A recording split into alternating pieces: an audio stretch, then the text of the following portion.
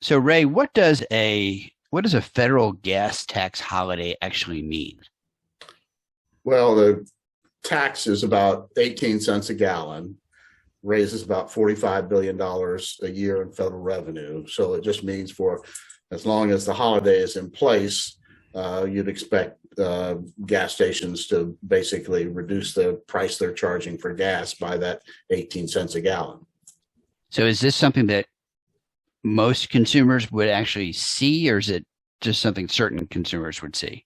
Well, I think every consumer of gas is going to, benefit from it. But I put benefit in quotes because there's more to the story than that. But we've had very volatile gas prices lately. So, for example, we've got Governor Kemp has a tax holiday on the Georgia state tax.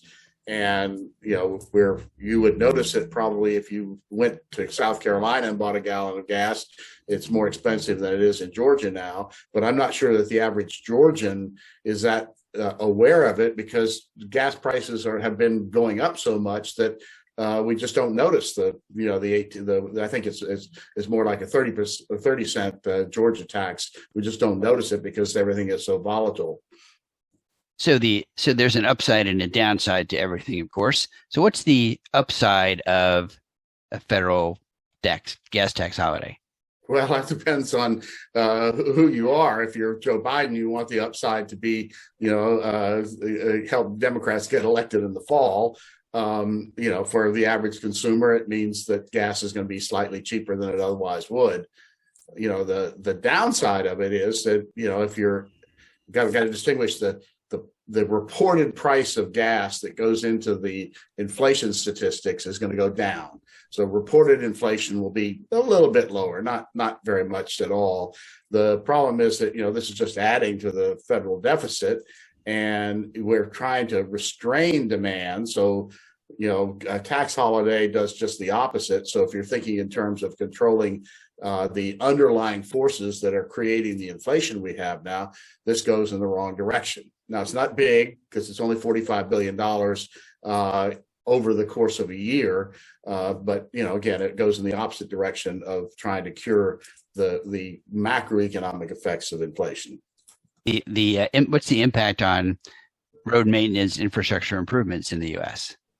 Well, I think we've already passed legislation to spend a lot of money on infrastructure, much more than we're going to lose by this tax holiday. So I don't think we're going to notice it in terms of any lack of funds to pave roads or the like. We've got plenty of money that has already been not dedicated, not yet spent. That's going into our infrastructure. So process here. So the president can recommend a gas tax holiday, but Congress has to do something to make it actually happen. Is that correct? Well, you got to talk to a lawyer or somebody in political science. But my understanding is Congress has the power of the purse, and so that's right. Again, we know that the presidents have done extraordinary things in regard to revenues and taxes, quoting some form of emergency power. But I don't believe that that's within the capability of Biden to do it by himself. What about this idea of doing gas rebate cards? Is that a feasible option? Well, I don't know why that's any different from, and how what are the amounts of the tax rebate cards? It's no different from suspending the gas tax unless you want to do more than affect the price by 18 cents. And again, as President Obama said, several years ago, this is all just a gimmick. At the end of the day, what we've got is a fundamental problem of trying to suppress fossil fuels in the United States that's now caught us unprepared.